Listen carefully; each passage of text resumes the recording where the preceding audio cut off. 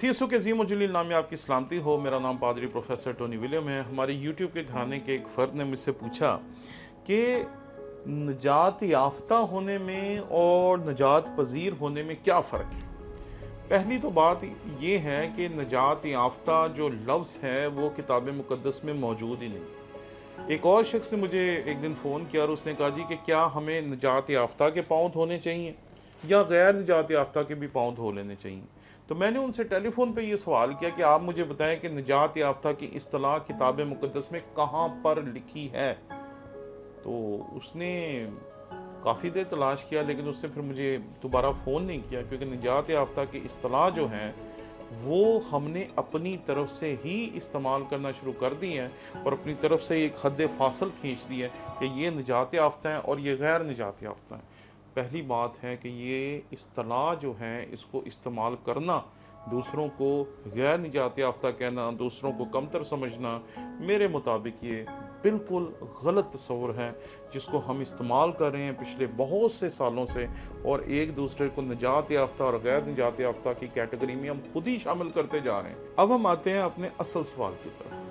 जब हम खुदावंद के कलाम को देखते हैं तो हमें लूका की इंजील उसके 17वें बाब की तरफ जाना पड़ेगा, और खुदावंद के कलाम में जब हम इस तरफ जाएंगे तो यहाँ पर लिखा है, लूका की इंजील उसके 17वें बाब की 21वीं आयत खुदावंद के कलाम में से हम पढ़ेंगे।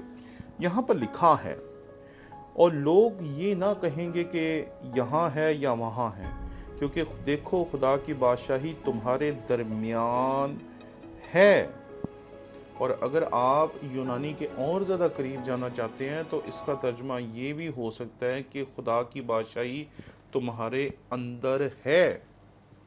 तो निजात का तस्वुर बिल्कुल सीधा सा है कि जिस लम्हे आप अपनी ज़िंदगी में तौबा करते हैं, मसीह खुदावन के लिए अपने दिल के दरवाज़े को खोलते हैं, उस लम्हे आप निजात पा जाते हैं। लेकिन ये बात याद रखें, तौबा करने से एक लम्हे में कुछ नहीं होता।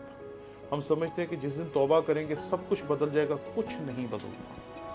फिर हम एक अमल का हिस्सा बन जाते हैं जिसमें हमारी तस्दीक तो हो जाती है। जैसे ही आप तौबा करते हैं आप पे मोहर लग जाती है कि ये जो बच्चा है अब मेरे गले की भेड़ है, लेकिन हमारी ज़िंदगी को तब्दील होना पड़ता है। इसलिए तस्दीक है और उसके बाद हमारी तकदीस होती है। हमारे अंदर से गलास्तें, गुनाह, बदियाँ और वो तमाम चीज़ें जो खुदा को नापसंद है उनको निकाला जाता है, और आहिस्ता आहिस्ता आहिस्ता आहिस्ता आहिस्ता आहिस्ता तकदीस के अमल से गुजरते हुए हम पाक होते जाते हैं।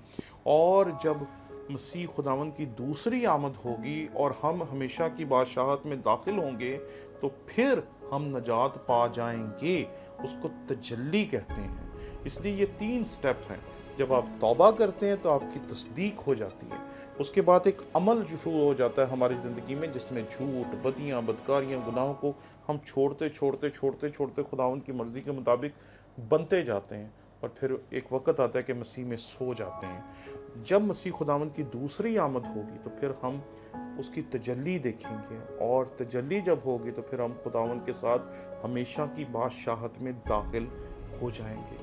इसे कहते हैं नजात पजीरी का अमल, जिसमें आप नजात पा चुके हैं, आपकी तस्दीक हो चुकी है, आप नजात पा रहे हैं, आपकी तकदीस हो रही है, और आप नजात पा जाएंगे जब तजल्ली होगी और हम खुदावंद के हजूर हाजिर होंगे, तो तब हम नजात पा जाएंगे।